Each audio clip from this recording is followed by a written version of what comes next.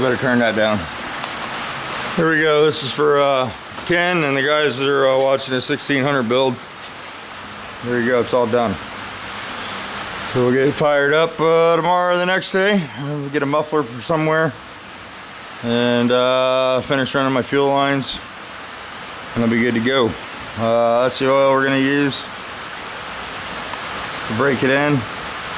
It's the Brad Penn 30. And it's got extra zinc and stuff for the flat tappet cams on break-in, and we'll dump that out probably about 500 or a little before 500 miles. I'll adjust the valves before it leaves once, and yeah, so that's about it. Heard from our thing guy. He's supposed to bring that back in. He got his 500 miles on there, so he's ready for his recheck.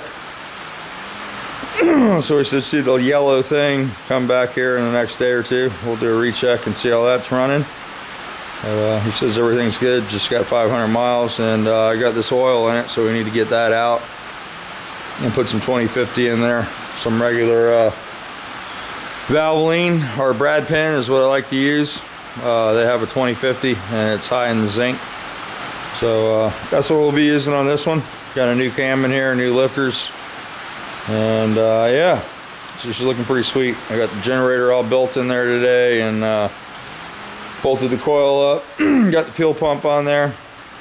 Put the other rocker arm, adjusted the valves, bolted the carburetors down, and got the carb synced. There is one minor problem with the carburetors. It's only at wide open, and I'm wondering if Greg Porter's got this issue too, or if this is just to this carb or this linkage. I'm not really sure what's going on. The one thing that I noticed at full throttle, the linkage wanted to come up and hit the throttle shaft over here. Like the arms are wrong. I don't know. I had to clearance that a little bit. And the other problem is this carburetor over here seems to be behind this carburetor at full throttle, but not at idle.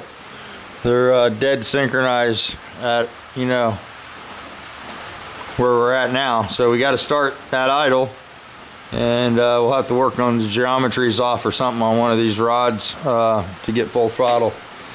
Probably very rarely going to be at full throttle, but I'm sure it's this carburetor becomes out of sync somewhere through the range of motion with the linkage.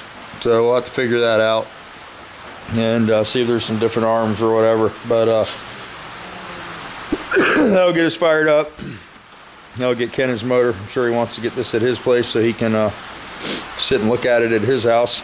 And the longer it stays here, the more dusty it gets. It's nice and clean and new now.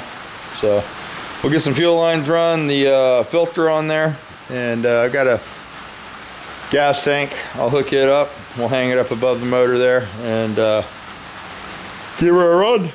See how she runs. I expect it to run pretty good. This is a pretty decent little motor here, so it should run really well.